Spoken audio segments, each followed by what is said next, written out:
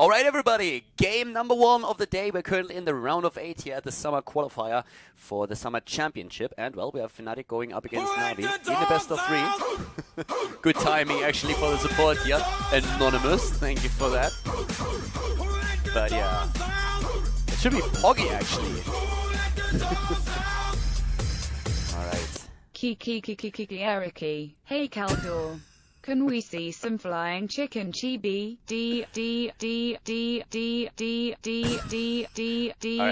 Text to speech is not really all that great with emoticons. But yeah, we're gonna get that flying chibi. And we have as bans, by the way, Zagara and ETC. So ETC already banned out very, very early in the draft, which is actually something that we don't see all that often. Usually it's like more of a second rotation thing.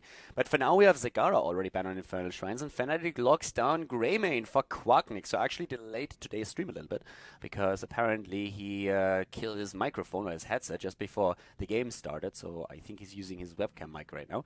NaVi, on the other hand, with a bit more of a rotation setup here for their first pick.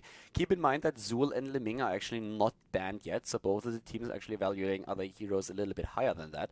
In this case, NaVi saying, okay, false start first of all it is. Zul on this map is very, very powerful. I would be very surprised if both of the teams do not go for him. And wow, NaVi with a super early Kharazim right now. Now that's a bit of a surprise to see Kharazim locked down this fast. That gives Fnatic a lot of options actually going into the draft now. Not only do they have the chance to lock down Zul, but they also have an opportunity now to simply go for Muradin as their tank. I mean, Muradin for a tank is great here. You sometimes still see Johanna, even though you have to, of course, keep in mind that she doesn't do the extra damage anymore against the minions on the shrines, but still against all of the lane minions. So you still have that wave clear available to you. And yeah, as expected, Muradin and Zul. I mean, that's the two heroes that were kind of obvious at this point, if you get the chance to pick them this late in the draft. NaVi with their ban, and they tried to lock down Tassadar first of all. So, well, ban him out. We can still see a couple of like double support combos, which is extremely popular. Tassadar usually is a big part of that. So in this case, NaVi bans him out. And Fnatic with a very smart one, going for a Thrall ban would be kind of nice. The other option for them, I think, would be to just simply try and limit the tank pool of NaVi a little bit. That's something that they can do. For example, you could even ban out the Stitches against NaVi. You could ban out that Johanna. There's a couple of options of what you could do. But going for a Thrall ban is actually pretty smart. I don't really feel that Fnatic is going to go into something like that. For them, it would probably be a little bit more tempting to head into a Sonya pick, but NaVi might actually be a little bit faster with that. They already have a false stat that's nice. They could add more DPS with the Li Ming. We still have heroes available like Vala, who has become a lot more popular right now. NaVi has been playing also a lot with Lunara, so there's a few options that they have when it comes to the additional DPS. The front line is very likely. They could, for example, go into that Stitches Lunara composition once again. That's definitely one of the things that they could try and lock down for themselves right now. If they want to go down more the path of a Johanna, then they could also, for example, like add someone else at the front line there. But for now, I actually think NaVi playing another Stitches would be something that is right down their alley. Alex really loves to play the hero. We've seen them, of course, with a huge like variety of heroes altogether. But there is that Li Ming, so no Lunara, but a Li Ming first of all. We could of course see a heavy backline. I kind of doubt it a little bit though that they are willing to commit to a third damage dealer, at least not on the caliber of Lunara. Maybe someone that has more of an escape ready to them. So I could rather see at this point, if they go full damage, I could see something along the lines of a Vala over a Lunara, just because she has that extra escape and you have a little bit more AoE in your hands. But that being said, I mean, NaVi at this case, they can still go for a couple of like frontliner combos. We could see first of all as one of the main tanks, maybe a Stitches against the Muradin. You can go into Leoric as a double tank if you really want to. Sonya is still available. Thrall is banned out. I mean, we talked about Sonya when that Thrall ban came in. Fnatic would have probably like thought about picking up Sonya for themselves if NaVi would not have picked her away, since Muradin and Sonya is actually pretty frightening to have against you at the front line. Fnatic could still head into Rhaegar. We have seen, especially on the North American server, Rhaegar is still playing a massive role in the draft. Actually, like one of the they're the highest prioritized healer. And the one thing that's really interesting when you look at the European meta over the North American meta is that Kharazim, for example, doesn't really play a role in NA. Whereas in Europe, we are going as far as having him as one of the earliest bans in the draft. So that's pretty incredible as well. As expected, Fnatic with Rhaegar. And now they have once again a few options of how they can complete the draft if they actually lock Rhaegar down. So we could see them. I would love a Zeratul. Nice, I like it. Zeratul is actually like really powerful in nearly every setup. You don't have too much that can combo like perfectly off the Void Prison. I mean, ideally, for example, you go into a combo like Void Prison plus a Jaina with Ring of Frost and also Blizzard, because it is just super easy to hit Ring of Frost and Blizzard if you have a Void Prison setup, and the damage that you get out of that is insane. But they still have Mirrodin, who can hit that double Stormbolt, for example, Greymane that can jump in, and we all know how good Quacknix actually is on that Greymane, so that's one of the things that we are probably going to witness during this game as well. Na'Vi now with a choice on the basically like on their tank, and as I said, Stitches and Johanna are the two choices that they have right now. Both of them would definitely work with the setup that they have at this point. They could go into the Johanna if they want to have a little bit more sustain here. Stitches, on the other hand, is super powerful no matter what build you play. You don't really have to go into a full like tank build if you have a Sonya next to your side, but you can go into the slam build, which is super scary for all of those shrine fights. And Stitches, it seems to be, and I really like that choice, since with all that slam damage, you get a ton of damage out, you get good control then later on in the game as well. And with Sonya, you can go into a fishing hook, but you are not really forced into it. You can really focus on the slam talents if you want to. So NaVi and Fnatic, they have everything set for game number 1. And keep in mind, guys, this is going to be really important. 2 teams are going to qualify today, and we're going to find out which of the 2 teams at hand are going to advance to the semifinals. So guys, let's jump in. Infernal Shrines, game number 1 between Fnatic and NaVi. Welcome everybody to game number 1 here in the round of 8 of the summer qualifier. We have to the left side of the map Alex the Pro G for NaVi, also known as Alex the Frog. On Stitches, Eternal on Sonya, we have Sport Billy on Falstad, Pequeno Paquete on Karazim, and Wolves on Leeming. To the right side of the map, it's Fnatic with Breeze on Mirrodin. We have Smexy on Rhaegar, Quacknix on Greymane, and in this case, Schwimpy on Zul and a Thero Angel on Zeratul. It's a pretty sick setup that we have for game number 1, and guys, I couldn't be more excited about this. Already in the round of 8, a really nice setup here. Shot of Fury taken for Sonya, and we once again see the Gathering Power taken for Falstad. So this is actually going to be pretty sweet. Level 1 already with the armor, going into the Force armor here on Li Ming. And, well, we are having, at least for now, Regeneration Master on Zeratul. Zeratul overall becoming a little bit more popular in the European scene. We see him a lot in especially the North American meta. But now in Europe he's also played a lot more, and I actually like that a lot. Void Prison is incredibly powerful and a great setup also. And in this case, NaVi is going to have to deal with this somehow. For now, we're actually seeing up to the top lane Sonya going up against Schwimpy here, Eternal and Schwimpy with a bit of a battle. And Zul is, of course, super strong on this map. I mean, his wave clear is out of this world, and if he just really starts with the Curse Strikes, he can do so much. That AoE that he has there is insane, and he doesn't even have to go for those shrines. If he does, then of course those minions belong to him, but if he doesn't, then he can still push the lanes back, take a few of the towers down, and that is usually pretty sweet. So, down to the bot lane, we have the rotation happening, and it's actually interesting that we have the entire time Zul rotating a little bit between lanes as well. Currently up to the top lane, as you can see. We have an attempt to lock Eternal down, and here comes Falstad trying to help out. Schwimpy's all of a sudden in trouble. He's trying to get away. It could be kill versus kill, but no, Eternal gets out, and here comes that hook against Athero. Alex with a place once again. Very well done. That was a great rotation from NaVi. Immediately helping out the top lane where Eternal was in trouble. So that was very well done. I'm actually very excited about Alex's hooks there. That was pretty sweet what he just did. But, well, the rotation overall working, of course, in NaVi's favor, which also allows them to go into maybe an earlier level 4, which is going to be pretty sweet as well. At this point, we're having the first shrine already active, and that means we're fighting for the first Punisher. The first one, usually not that much of a big deal, which is why some of the teams actually decide to just simply push lanes instead. And you can see something very similar to that already here in the mid lane, where we have Schwimpy going up against Eternal. And Eternal not deciding to go into Hurricane, by the way. Hurricane is by now one of the most favorite talents on Sonya against Zul, because the Bone Prison can be dodged quite nicely if you go for the Hurricane on the Whirlwind. But on level 4, we have instead focused attacks, so Eternal not really respecting Zul too much. Old Geezer with a scythe? Yeah, I don't really care. Because I am Sonya, I'm a woman, but I look like a man. So basically, he's just saying, hey, I'm going to take you down whenever you try to use that Bone Prison against me. That being said, Dominance is now the talent on Li Ming on level 4, so every single takedown is also going to give her a little bit of health back. And we have seen that talent to some great use in a few of the fights as well. But let's see how exactly this is going to work out right now up here to the top, where we currently see Navi fight for that shrine. If you look at the experience, Fnatic is not really able to get a lead out of Zul, especially since Falstad is doing very well against him on the lane. And Falstad, of course, if need be, can always fly up to the top. Jailer's taken on Zul on level 4 already. Besides that, the Warble Blades for Zeratul. Falstad flying in now that Zul appears, and Sport Billy with his Gathering Storm is actually starting to try and get a bit of damage in against the opponent there. And it's a great talent. Gathering Storm overall, it's not only the damage that you can dish out against heroes. Another thing that is extremely amazing about Gathering Storm is that you can get insane wave clear later on. If you use Boomerang and one of those waves is moving in and it's basically just like all of them in a line and you get a good Boomerang out of there with a couple of Gathering Storm stacks already, that really hurts. I mean, that's a lot of damage right there, and you can annihilate waves within seconds. And with the mobility that Falstad has, this is of course absolutely priceless.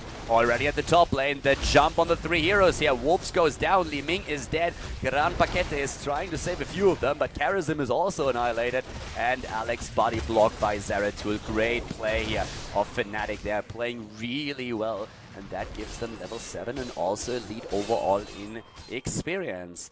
Yeah, not so grand this time. Pequeno Paquete here not able to actually save his teammates, but all of them get wiped. 3 kills against 2. That was a triple kill that Fnatic really needed. And they are going straight into Ratma's Blessing now on the side of level 7. So we're having right now, as you can see, a bit of sustain for him overall, which is pretty sweet as well. I mean, this is one of the cool things if you're playing a Zul and you're trying to keep him always on the off lane. If you have that sustain there, you can stay on lane for a long, long time. Especially, of course, if there's also Zeratul to consider. One of the cool things about Zeratul now for Fnatic is that he can actually like rotate the entire time. And it's very difficult for Navi to actually call that miss because, well, you can't see that guy. So they have to be very careful of how they approach the lanes and how far they go out, because Zeratul could always just jump in and try to go for a bit of a gank with the rest of the teammates. And this is something that is extremely scary.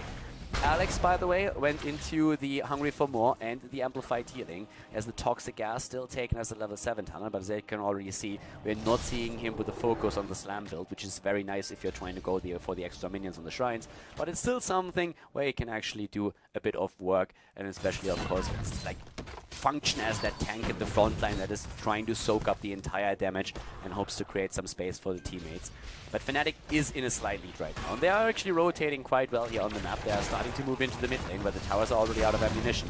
And with the shrine now spawning, this is a really bad timing for Navi, because level 10 is going to be ready during that shrine fight for Fnatic, and they are going to try to hit that even a little bit faster, so that they can maybe get easy access to Punisher number 2 in the game, which will actually be their first. We have Calamity taken on level 7 for Li Ming, which is one of the most popular talents these days. We've seen a couple of missile builds still, but most of the players have decided to actually go for Calamity, Illusionist, and then also the Diamond Skin a bit later. Especially, of course, if you need to have that safety and your opponent is going to try and jump in. So once again, we're having a fight for that shrine happening, but there's a level 10. Navi actually the team that hits it first.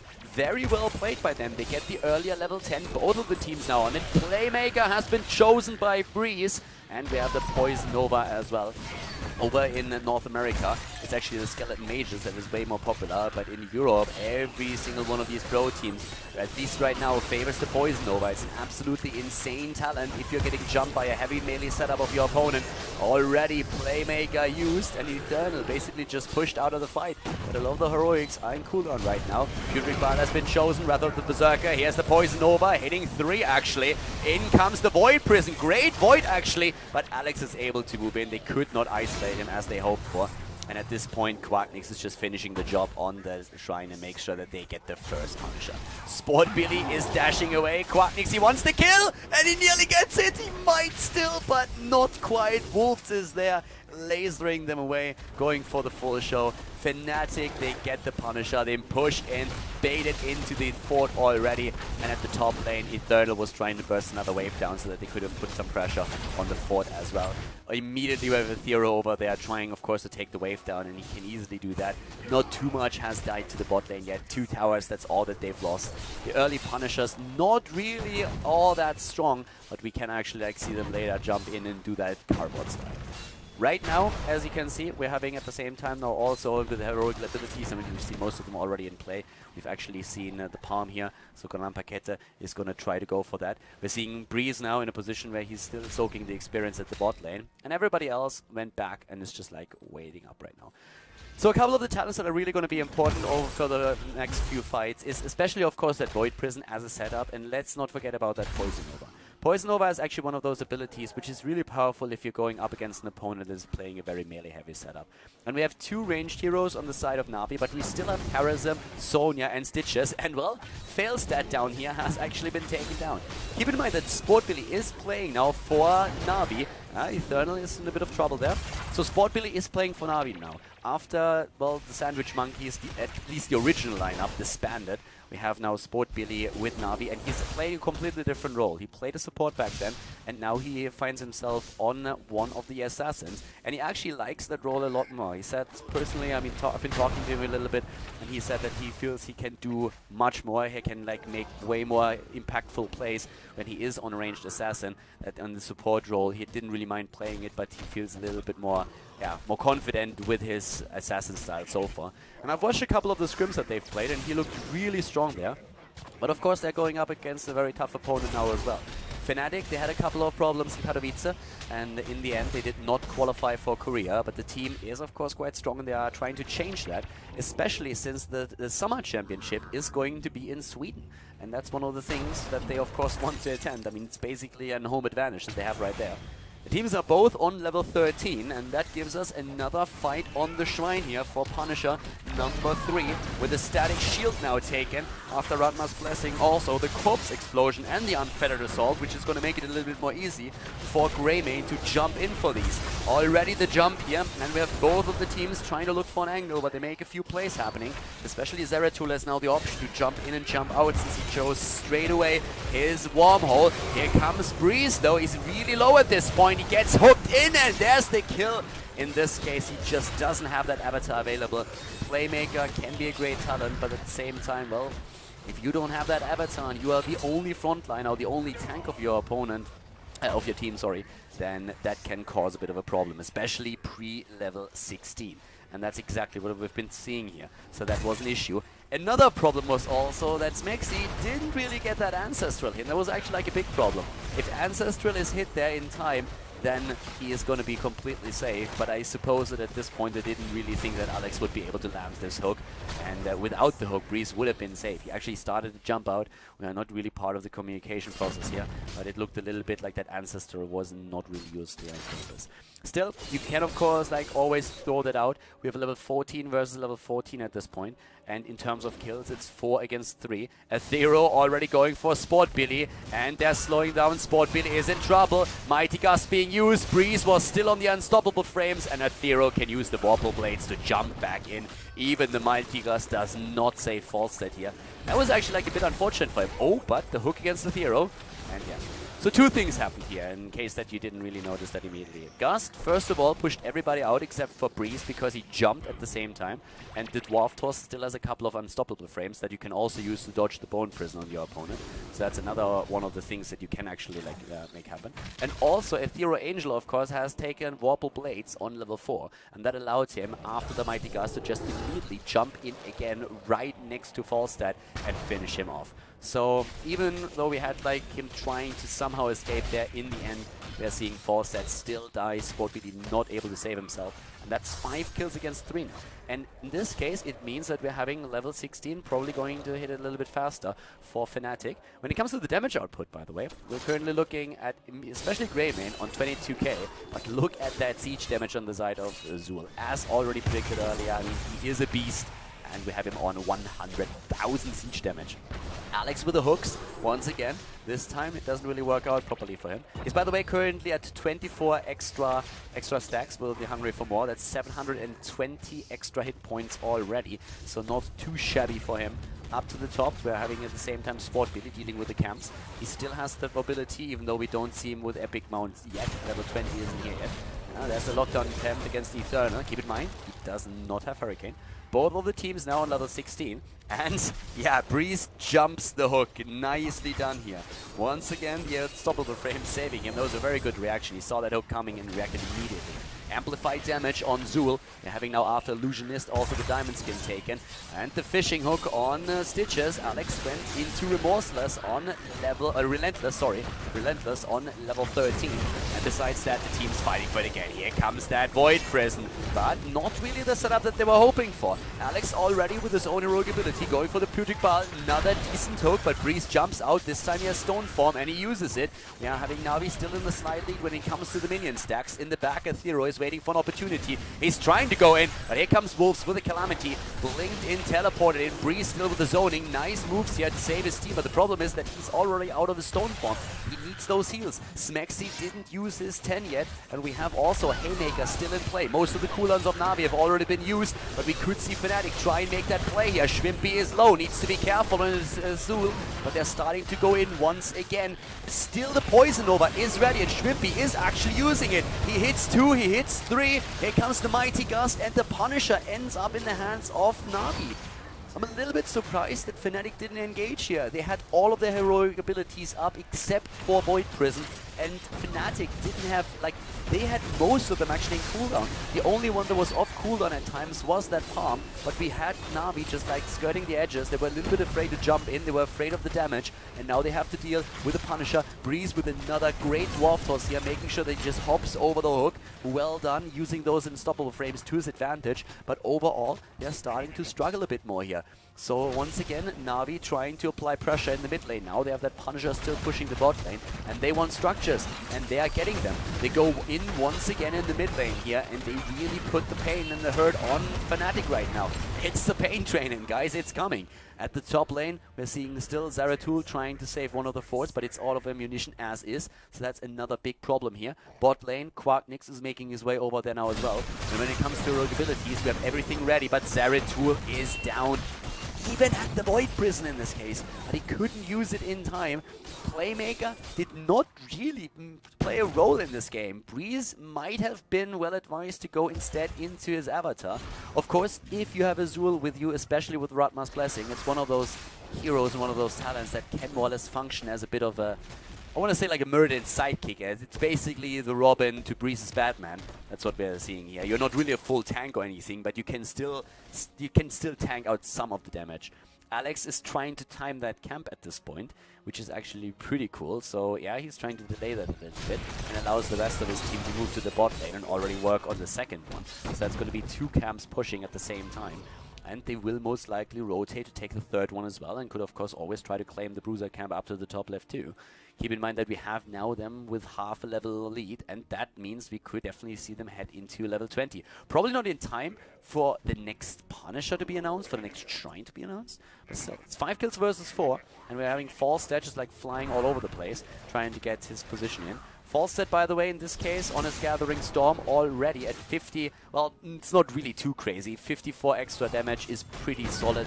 You don't have to go too crazy with the attempt to really just like stack the damage here. If you do that as Falstad, oftentimes you miss out on other stuff on the lanes and experience and things. So 54 for a 60-minute game is not really too crazy. He will definitely have to try and improve that a little bit for the later stage of the game. But he's already going to be able to put quite some nice damage out. And I mean, we can look at that actually when we're having Falstad here with 16,000 damage. As I said, not too crazy, but look at his siege damage. That's what we're talking about. He's at 120,000 siege damage, and that's mainly what he's been doing the entire time. We saw him on lanes, pushing them out, flying to the rest of his team. So he's currently like one of the heroes that just pushes a little bit more than actually contributes to the overall damage in the fights. But that's going to change later when he has more stacks available to himself. So a bit of a different playstyle that we're seeing in this situation. Okay, here comes that hook against Rhaegar. That's dangerous for Smexy. They jump in, and this time they go immediately for Wolf's honestly Ming, but she survives, and Breeze is once again dead in the middle of things. They jumped him in an Eternal, especially, of course, powering them down here.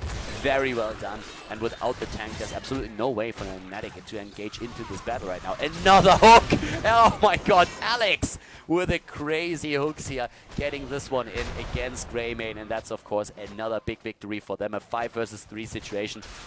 And they're starting to move in again, even without the Punisher. This is Falstad's job right now, to take care of him. And with the Punisher, we're going to see them most likely now also in a position where they can just like simply go through the wall, and most likely also through the keep itself. It's a bit doubtful that they're going to be able to go for the core yet, unless they get, of course, another kill in. And we have Pakete with a peaceful repose now. There's that epic mount that we've been waiting for. The Temporal Flux folding and a double hardened shield. Well, I guess in the case of Sonya, it's called Ignore Pain, because you can use the Whirlwind in the meantime. Well, are they actually going for it with the Punisher? They could try. They need to bait the Punisher actually to an offlane. For now, here comes everything else. Sport Billy is trying to push Shrimpy back. Keep in mind that that core hits hard. Shrimpy, great ancestral healing. And yep, that might have been a bit too deep. The kill against Slimming, but we have Zeratul dying, and that is a big deal. Zeratul again dying with a Void Prism, by the way. Also the kill against Zul right now.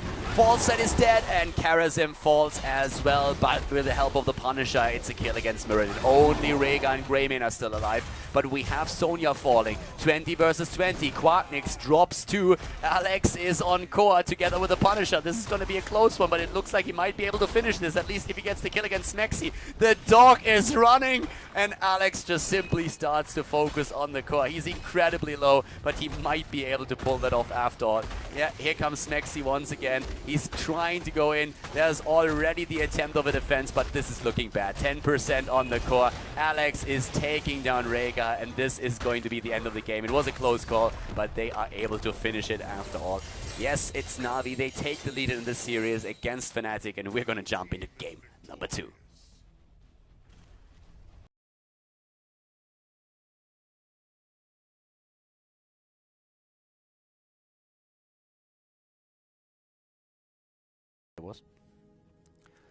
Game number 2, everybody. We have Fnatic versus Na'Vi on Sky Temple. And currently Na'Vi is in the lead, and this time they ban out Zul. So they are trying to make sure that Zul is not going to become a problem for them on Sky Temple. And for Fnatic, of course, I mean, this is one of the games that really matters. If you want to qualify for the summer regionals, then you have to kind of make sure that you have a couple of opportunities to qualify, of course, but this is one of the important ones, and they kind of have to make sure that they are getting at least this game locked in so that they have a tie against Na'Vi and can force game number 3. Sonya banned out. Apparently Eternal Sonya style has impressed Fnatic a bit, so we have that Sonya ban again. It's actually kind of interesting to see that we have very different bans overall, but that Fawcett's still getting through. So it means that, for example, Zeratul is also available if one of the teams wants to go for him again. We have Thrall still available, which is an option. And Fnatic has a couple of opportunities to go for right now. We have seen teams lean earlier and earlier into Mirrodin as one of the main tanks, with Fnatic rocking Greymane in mostly every game where they get the chance to. It wouldn't really surprise me if they actually confirmed that lock in here. Quarknix is playing that hero for Fnatic since forever. I mean, ever since Greymane got released, they are basically looking at Greymane and picking him whenever they get the chance. It got to a point where you banned out Greymane against Fnatic because you knew that they would always try to just like use Greymane as a cornerstone of their build. And Fnatic is currently looking at that Mirrodin we talked about, but that Thrall is also a possibility for them. Both of the heroes are actually quite strong here. And the thing is that with Sonya banned out, Thrall is definitely going to play a role in this game. So Fnatic is currently like thinking, okay, what do we really need more? The thing is, it depends a bit on how you want to play it, of course, but if they don't take Thrall, then the chances that Na'Vi are going to pick Thrall in the next rotation or ban him out are extremely strong. Whereas they have still a couple of tanks available, so you really need to think how highly you value that Mirrodin over, let's say, a Johanna in ETC, or, for example, the Stitches. And apparently Fnatic really saying, okay, we're going to play him again. Na'Vi now with the opportunity to lock down a Thrall before we have the next bans coming in. They can also think about a healer.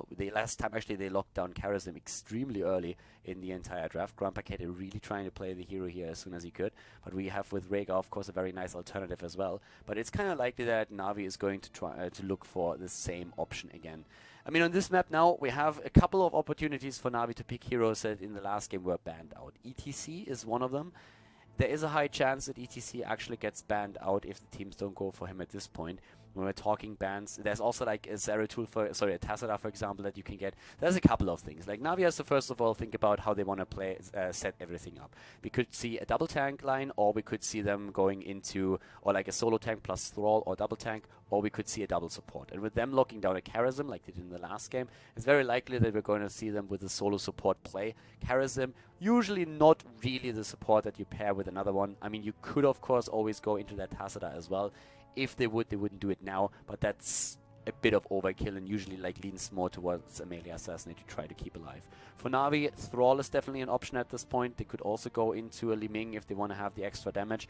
There's a couple of other heroes when we're talking frontline, or like, sorry, damage, that we could see here. Again, that Stitches Lunara combo is something that is incredibly popular, but as mentioned before, ETC is still like one option for them because he wasn't banned out yet. So I kind of like that. ETC would have be banned out for sure, and I actually expect a ban on Thrall, and if not, it's going to be an easy pick.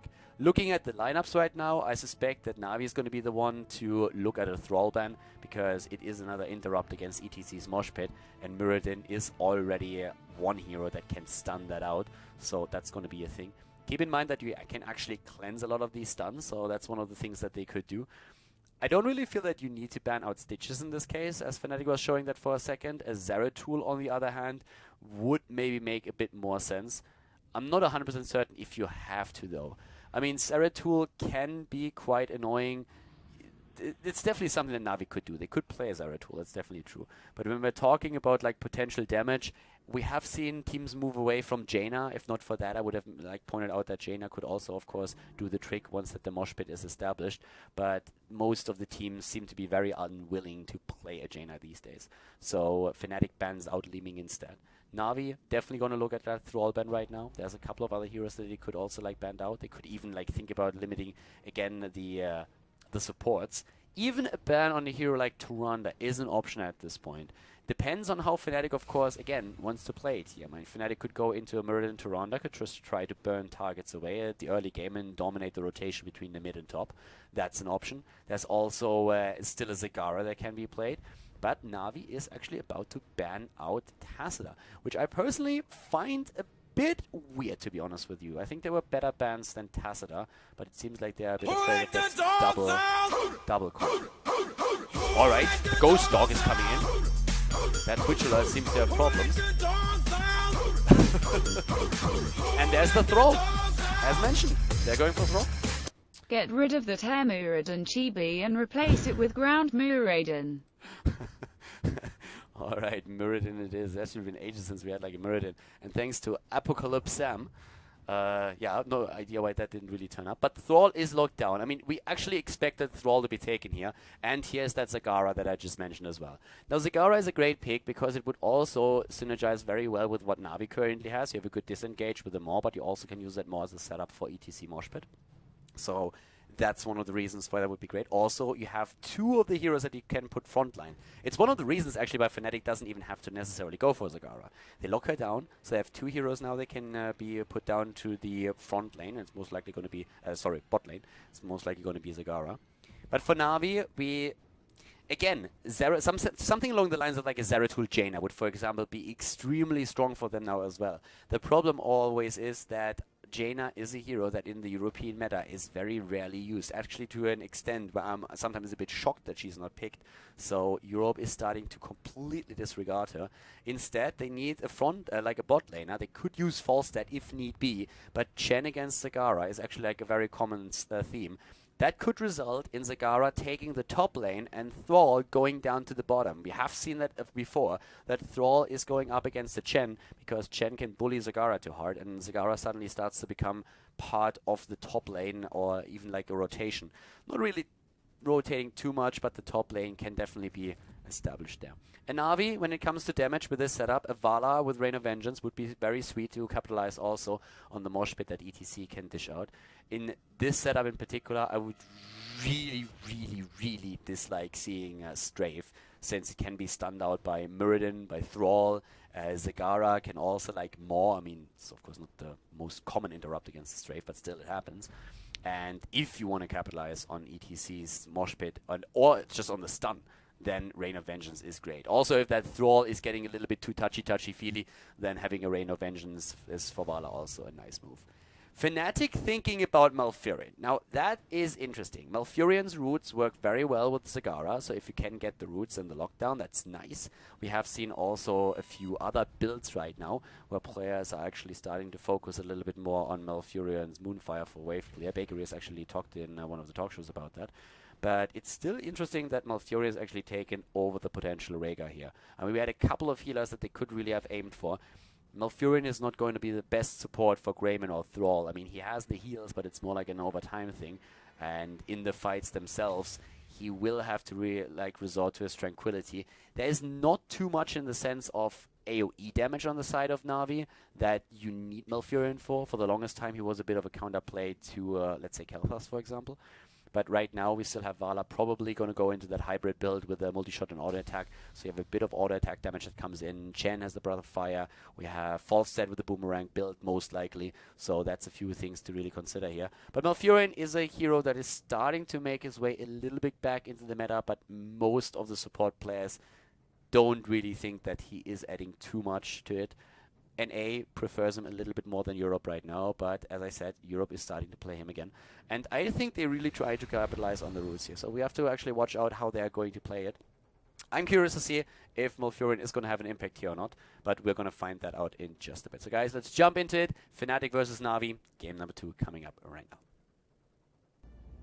Game number 2, ladies and gentlemen, has started. Fnatic going up against Na'Vi in our second game here on Sky Temple. And to the left side of the map, down one map in this series, it is Fnatic with Breeze on Muradin, Quatnix on Greymane, we have a Thera Angel on Thrall, Shwimpy on Thagara, and a Smexy on Malfurion.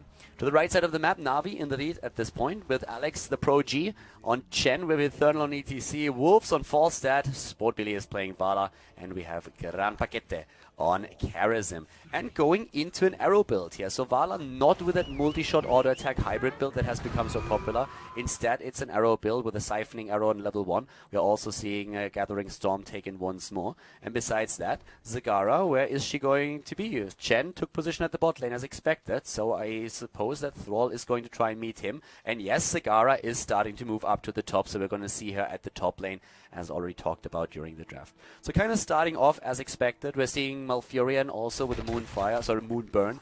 And this could also lead us, of course, to a couple of interesting talent choices later on. But first of all, we're going to find out if Malfurion is going to try and capitalize on those roots and more combos that we've been talking about quite a bit. At the bot lane, Athero Angel and Alex, this should really be a lane when not too much happens. Alex has the sustain thanks to his trade, and Athero Angel with that level 1 talent has also the mana regeneration that he needs to really stay on lane for like an eternity. His own resilience, of course, is going to help him to just get some hit points back. And at the top lane, we still have a bit of a fight over the watchtower here. But Shrimpy is starting to get a bit of a decent vision up at the top temple, and that is going to help them to secure the shots once that the temples have been activated. We're seeing still a bit of a jump here. Quatnix is being attacked, tries to move away, and is able to escape. He really likes to stay in Worgen form when he's on lane. He prefers it actually over being mounted because it allows him with 2 escapes with his W and his E to just simply like move away out of harm's way. And that is working out for him quite nicely.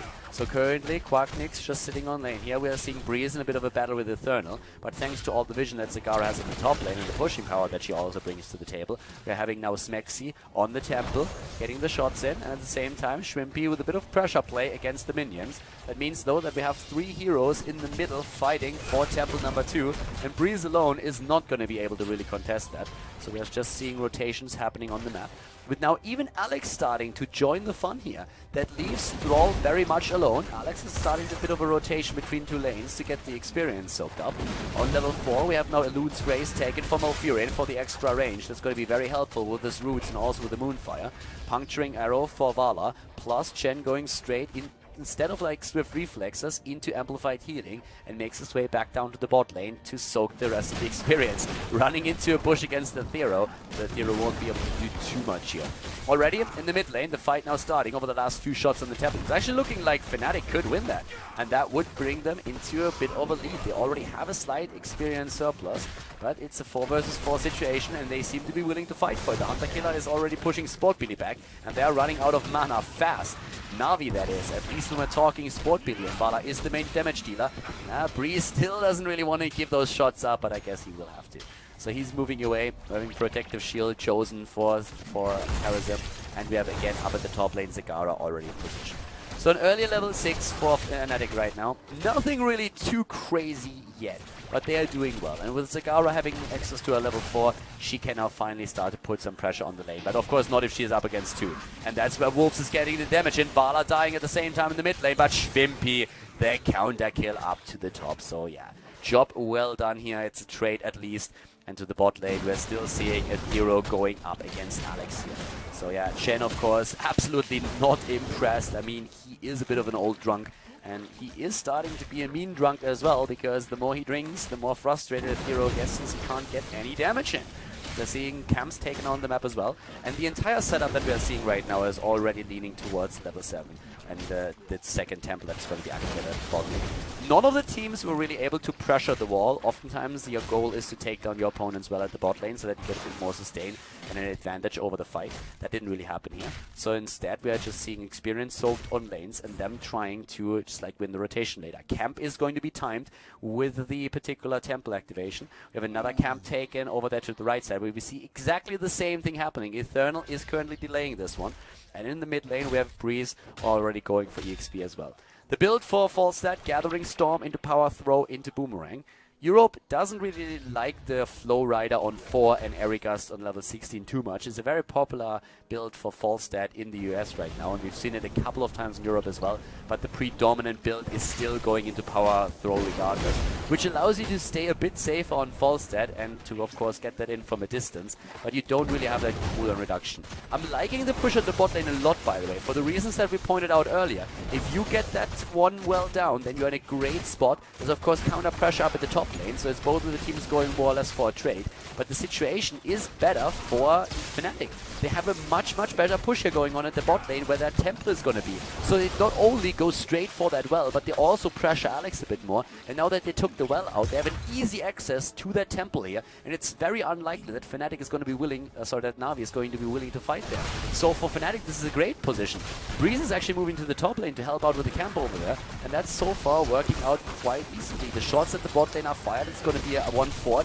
A fort at the top is of course being pressured, but we already had Greyman in the middle for additional experience. He's moving in now as well. Yeah, well, the good Storm Bolt against the Thero, but they go for Zagara and they get that kill. But Quartnix wants to get ETC, and he does. Once again, the attempt to kill one of them out. Here comes the Storm Bolt, nicely cleansed at the same time by Karras, and those well done. Spot beat is able to get away. There was always the threat of the Greyman going for the throat and taking him down. But that leaves Fnatic now in a great position. They are ahead with their rogue abilities. Breeze has made the choice. This time, no playmaker. Instead, he's going straight into Avatar, and I like the choice, keeping their setup. And we're having at the same time now Sundering taken, more, plus also in addition Tranquility. Strafe again being used. Not really a fan of the decision. I've talked about it a little bit before. If you go for the Rain of Vengeance, especially if Thrall is trying to jump, you get a bit more out of this. And in this particular setup, you're also having a situation where you can capitalize on the Maw a little bit better. Oh, sorry, on the ETC Mosh Pit a bit better if you have Rain of Vengeance. It does more damage right now. It's a bit harder to hit, of course, but it's a very nice tool that you can use against your opponent's front line and against any target that is locked down by ETC or any other hero. So I would have actually liked Willy to go into Rain of Vengeance, but Strafe in this case is his weapon of choice. The Wandering Keg for Chen, and we're seeing also Palm plus, of course, Mighty Gust. So the setup for NaVi, I mean, look at Fnatic's experience here. They're nearly a level ahead over their opponent, and this is thanks to them pushing the bot lane this hard. And I feel Fnatic made a bit of a NaVi made a bit of a mistake there with that particular decision to try and go for the counter pressure at the top. Because with them doing that, they also gave up the temple, and they didn't even end up taking the fort at the top lane because that level 10 hit way too fast for Team Fnatic. So Fnatic right now, definitely in a bit of a lead. I mean, we have also on Malfurion a cleanse taken, which of course made him forego the Enduring Growth, which is really powerful heal talent. Eternal looking for a chance to maybe get a good Mosh Pit off, but there's not really too much around. And Falstad isn't with the team yet. That's another issue, but they take this one away. Alex, oh, there's the Sundering, and they try to go for Wolves. All Tranquility being used, but Smexy is down. The Maw is too late. Here comes the attempt to go for Khaldor. They get it. ETC is down, and now Grandpa Kette is about to fall. Jumps away, palms himself. We have Chenor falling too, but they could still get the kill against Karazim if they are somehow able to close the distance. Breeze is waiting for a cooldown to be ready again. Throws out a Stormbolt that doesn't hit anything but the wall. But Quartnix, I mean, he is a beast on his Greymane, but going up against 3 might have been a bit of a mistake. Spot Billy's trying to punish him, but Quartnix is able to move away. went maybe for the wrong target here. I think he had a shot to take down Charism, but he actually moved forward to try and take down Falstad instead. As is, it was still a decent trade for them. They lost, of course, Malfurion, which was a bit of an issue, but they still got the better kill count out of this one. 4 kills against 3, having them also with an earlier level 13 talent. Breeze needs to be very careful right now. The roots are decent, but are they good enough? I doubt it a bit. And here's the kill against Muradin. Yeah, there we go. Giant Killer now also used on Thrall, and that's going to be a great talent against not only ETC, but immediately also, of course, Chen. Especially once that you have the level 16 talent with the triple Wind Fury Strike. That's going to be super important here, since you all 3 times are going to apply the Giant Killer. We're also seeing now, on level 13, Ice Block being used. And for Malfurion, that talent makes sense, since he can't cleanse himself. And he actually got already focused in the last fight quite a bit. But with now 4 heroes against 5, we still see Na'Vi making the plays, just simply because they have a better situation here, thanks to a numeric advantage. They were down a talent, but they already corrected that. We're having now a double, even a double Giant Killer taken on Vala, and we're seeing the groupies taken. So Vala and Falstad go for Giant Killer and try to, of course, pressure Muradin here. And Giant Killer is a great talent no matter what kind of build you go for. Oh, Breeze, actually, wow, that was a close call. That was a very close call here. Smexy has very few heal talents. He went into a very strong utility build here for them, but that means that's going to be a bit more tricky for him to heal Breeze up to full health. But Muradin's trade is starting to kick in, and that definitely helps him to sustain his life. And we have all of the shots now soaked up. Now, once again, if you go for a Giant Killer, a lot of people think that Giant Killer is a bad talent if you don't go for the auto attack on Falstad or Vala, if you don't go for like Seasoned Marksman. And nothing could be further from the truth. Giant Killer is great no matter what kind of build you go for. If you go up against a hit point heavy tank, the talent is great. Of course, it gives you a lot more damage if you go for an auto attack build in the first place, but the value that you get out of it is still very solid, even if you decide to go into an ability build, which we see from Vala and also Falstad. Especially if you are having such a heavy hit point tank, like for example Muradin against you. Thanks to the kill against Thrall, we are seeing the boss now taken as well. And they can't really go in there. There's especially Falstad to consider. He has the Might Gust as well, and it's very tricky. Muradin could try and jump in, and if he times it right, then the unstoppable frames are going to make it work so that Falstad can't even gust him away, but it's a little bit unlikely, and they will just have to accept that. It's one of the things in Heroes of the Storm that a lot of people have actually trouble learning, that sometimes you need to let a boss go, that sometimes you need to let an objective go. So this is one of the things where pro teams just have to show the discipline that they need to just, play at this level.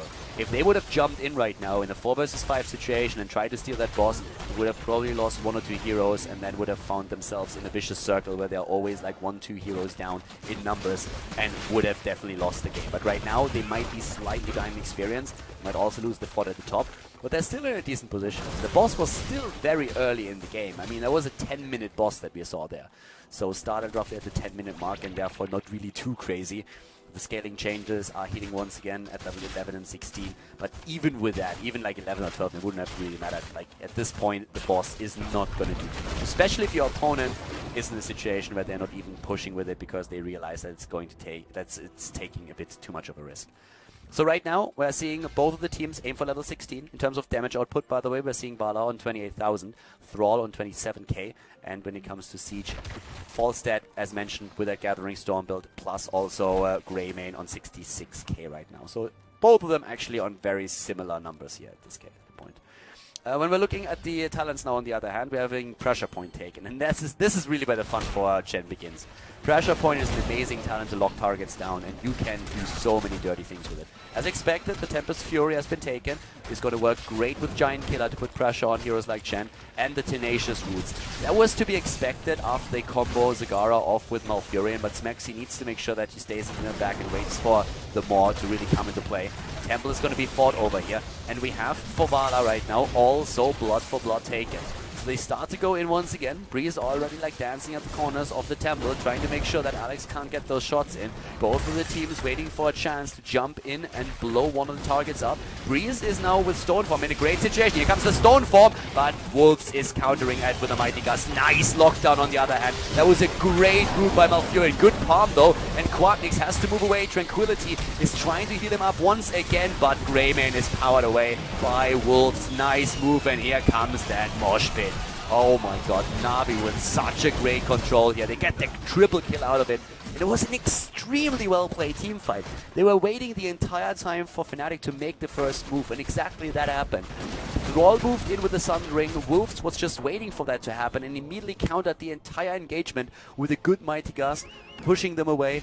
Nearly ETC falling, by the way, because we had Malfurion with a great root. Smexy really on point with that, locking down ETC, but ETC survives because of a very good palm by Grandpa Keta. He keeps all of their players alive, and then we had Greyman in a lot of trouble. He was trying to jump away, Smexy with the Tranquility about to heal him up, but then we had once again Falstad making his play here with a good boomerang and just like making sure that Greyman was dying, and that was the beginning of the end.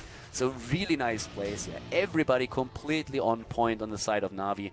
We had ETC with that mosh pit at the end, then also securing the kills. But before that, twice Falstad with great play. We had also at the same time then Grandpa Keta with his palm. So that was very solid play. On the other hand, for Fnatic, Athero a bit early there with the Sundering. They saw an opportunity, it didn't really work out the way they intended to, but we still had also very cool moves there with, for example, those roots against ETC. So that fight could have definitely gone a different way if they would have gotten that kill against ETC, but the palm was a bit too good. And now Na'Vi is actually starting to chase here. Schwimpy is trying to move away, but no chance for him. Spot Billy even using Strafe right now. Better safe than sorry. And we're having also Falstad taken out. So it's in the end a kill for a kill. Both of the teams roaming and trying to get those in. Alex is stealing the vision away. And it looks like, yeah, Fnatic is willing to fight here for a moment. And ETC Breeze with the stone form could have gone for Avatar. Didn't really want to sacrifice his heroic ability though, but he sacrificed stone form. Well, those two combo off each other, but he of course wants to make sure that he has another chance to go for the Avatar that laid out. They didn't really want to fully commit to this one. So we have no keep taken out yet. And that's really important to note. No keep has been taken out. So we have both of the teams in a very similar situation when it comes to the structures. It's really just that experience difference that makes the big change here, the big gap. Level 19 versus level 18. So level 20 is a threat for Fnatic right now. That ability for Na'Vi is going to be amazing because they're going to have a lot of mobility on heroes like Vala. We're going to see the Peaceful Repose probably again for Grandpa Keta, which allows him to just like throw out that palm the entire time. And then, well, Fnatic is going to be forced to proc that. You can't really play around that any longer. Chen, I suppose, is going to go into the Hardened Shield. So there's a lot of options. And at this point, it could also mean another boss for, well, Na'Vi, if they take it. But right now, we're still having the attempt to maybe force a team fight by Fnatic before level 20 hits. And if they make that happen, that would be great for them. Na'Vi is actually very reluctant to fight right now. They don't really want to give that away, but they're just saying, yeah, well, let's give them the Siege Giants. What do we care? Siege Giants, we can kill those, but we are so close to level 20, why risk it? But then Alex moves in and is on half HP as is. Athero, on the other hand, not really with the best Sundering there, was apparently trying to lock Alex down even further, but that didn't work. So now we have Sundering used. Mighty Gust is also on cooldown, but of course it's on a much shorter cooldown than what we are seeing for Mighty Gust. Boss is being taken. That could be the play with Gust out. That's a chance that they have. And nice! The roots on Malfurion. That was a great play by Smexy. Fnatic with a very cool decision because now they have some time on their hands. They need to depush the top lane, by the way, where we have a massive wave pushing in. But now a double Bolt of the Storm, one on ETC, the other one on Vala, the Peaceful Repose for Charism, Hardened Shield, and Epic Mount. A great, great talent here. Boss is still pushing the bot lane. Only Wolves is there. And he's going to go through at least the tower. He's actually going to heavily pressure the keep. Very unlikely to take it down though, but Athero is taken apart and something like that. You need to be careful about this. Already the lead for Na'Vi, and Na'Vi really wants to get not only up at the top lane in that particular temple, but they want to steal away a little bit more than that. Here's another fight. Falstad is the bot lane. They know this. This is a 4 versus 3, but Sport Billy is using his ult as well, and this one is stolen. It's still down at the bot lane where we're seeing actually the boss nearly taking down that keep. It's very, very close. It could actually end up falling, and yep, there it is. Keep taken down, and that's level 20 for Fnatic. And now they can start a fight. It's a 4 versus 4 up at the top lane. We have the Hunter's Blunderbuss taken once again for the human form with the splash damage, and that's something that Quaterfinals is going to use now. Triple Bolt on the Storm. Malfurion is going to be so much safer at this point, and Zagara plus Thrall also with a chance to jump out of harm's way.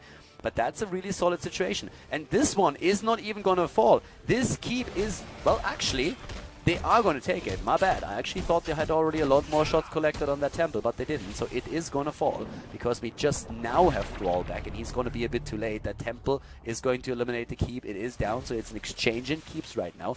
In terms of damage output, we are currently seeing especially Vala with 48,000 at the top, but Zagara and Thrall are also close seconds. Only Quarknix not really keeping up with the damage here, but he has very solid siege damage on 95,000. The only one that is ahead of him, the only two, are Vala and also Zagara. But this is definitely like any team's game to take. I mean, every one of these two can still win this. The decision to go for boss earlier was great because they knew that Navi did not really want to fight. They knew that gas was already used. There was a chance that they took, and it worked out for them. Decisions like that can backfire, but the roots of Malfurion earlier really locked it down for them. So right now, Athero, he needs to be careful with those Thunderings because, well, Wolves is going to wait for this. And Falset has shown a very huge amount of patience, just waiting for the Sundering and then always using his Mighty Gust as a disengage. And then basically was just an exchange in heroic abilities. And with Sundering being on a much higher cooldown with 70 seconds than Mighty Gust on 40, that's always a good trade for you if you trade these two. Especially since Sundering is, of course, one of the engage tools that we have for now. So unless you hit Falset, can jump him, it's a mistake. There's the Mighty Gust. So, well, Mighty Gust on a 40-second cooldown. So if they want to force a fight, they can start to really think about that now. We have them in a position where both of the teams are, of course, down one keep. There's nothing really on the map right now that it's worth fighting for. So there's no boss. There's no temple. Might be announced soon, but Mighty Gust is on 20 seconds. And let's be honest for a moment. I mean, let's be honest. This thing, the cooldown on Mighty Gust is absolutely ridiculous. 40 seconds. I personally cannot believe that Blizzard has not changed that cooldown yet. I really feel like another 10-20 seconds would still make it an incredibly strong heroic ability, but you wouldn't be able to spam that out the entire time. Look at it, for example, now. Mighty Gust is back into business now, and that means that even though it was already used earlier, there was just no chance for Fnatic to try and capitalize on that cooldown. So it didn't really work for them. They have to go into the next battle again with the knowledge that Mighty Gust is still available and that it could counter out the Sundering on Athero Angel. But now Falset is at the bottom. Could fly, yeah, does fly in with the Epic Mount. Okay, there we have him. And the teams are just looking for a good opportunity to jump in. But yeah, Blizzard, if they would actually increase the cooldown on Mighty Gust, that would also make the Call of the Wild Hammer and Hinterland Blast a lot more viable, since the heroic is actually already pretty good. I mean, the damage they can get out of it is nice, but nobody will pass it up as long as Mighty Gust has such a ridiculous low cooldown. I just hope that when Blizzard changes the cooldown, which eventually they will, they don't go overboard and pull a Pyroblast there where they put it on 100 seconds or something like that. I guess an extra 20 would still make it incredibly strong, but put you in a position where you have to be a little bit more careful of when you use the ability. The teams fighting again for the shots and the shines, and both of them once more look for a chance to engage here, which is where Thrall comes into play. Smexy keeping himself far in the back right now, even though he of course wants to land that root. He has a Loon's Grace that helps him. Athero from the side, here's the Sundering, does hit nothing. Absolutely nothing.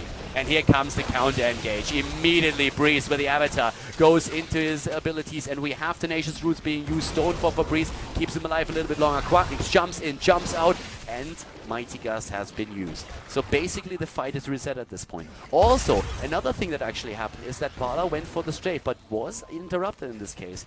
That might have been actually the one thing that happened with that Sundering. To be absolutely honest with you, I did not really see what cancelled out that strafe. So it might have been it. But right, or it might have been a Stormboy. I'm not 100% certain on that. I apologize.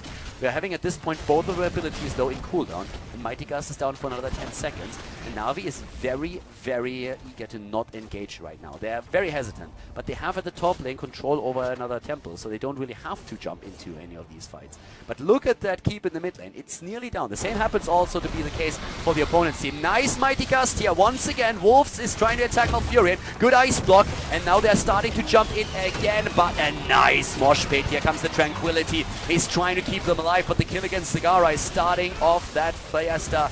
And down goes, I think, Muradin. He could fall against Sport Billy. Sport Billy's on the chase. Malfurion is being attacked now as well. Yeah, Malfurion is already dead. Over here, Breeze is trying to engage. We have at least Eternal in trouble, and Breeze could try and help out, but he is moving away. It's still a 5 versus 3 situation, as Navi lost the mid-keep too. Quarknix actually with the attempt to drop at least Eternal. He's trying to go for a kill, but he doesn't get it. So it's still a 5 versus 2 right now. Breeze, like, they have to move away They can't really stay any longer. I mean, at this point, they should have disengaged for a long time already. They were trying to get at least something out of it. The big problem, of course, being that it's still a 5 versus 2, and that means we could see an attempt to go for a core. Not quite sure if they can actually core here with only 14 seconds on Zagara. What about the Heroics? Avatar is back, they can use that, but Sundering is still extremely low, so that's not going to happen. The core attempt is there, and for good reason. I mean, it looks very unlikely that they are going to be able to stop this. There's only 2 heroes around. Zagara's finally there. More is on cooldown though, so they can't use that. A nice farm has been used as well, and Fnatic is about to lose game number 2 as NaVi is focusing down the core here. Sport Billy is just bolting everywhere. Falstad is dead, but it's already a bit too late. Even with 2 heroes down, NaVi is going to finish the job here. They are taking down the core, and this is GG, and we are seeing NaVi advance to the next round of the tournament, to the semi-finals. And that is it, everybody. GG and well played. The game's over, and therefore also the video for today here on Khaldor TV. We had another great Heroes of the Storm match, and I hope that you enjoyed it. Also hope that you enjoyed the commentary, of course. So thank you very much for tuning in today. If you enjoyed the video, make sure that you give it a thumbs up on YouTube. And of course, if you haven't subscribed to Khaldor TV yet, you should definitely hit that sub button as well. If you have some friends that like Heroes of the Storm, then definitely make sure that you show them the channel and also the video. There's a lot more where that came from. We're going to have like continuous content throughout the next few weeks with more Heroes of the Storm matches played, not only on the European server, but also on the North American server, in tournaments, in leagues, and more than that. So guys, once again, thank you very much for tuning in today. I hope that you had some fun. It was a pleasure casting for you, and I'm going to see you next time with even more videos here on the channel. So have a great day, and see you soon. Bye-bye.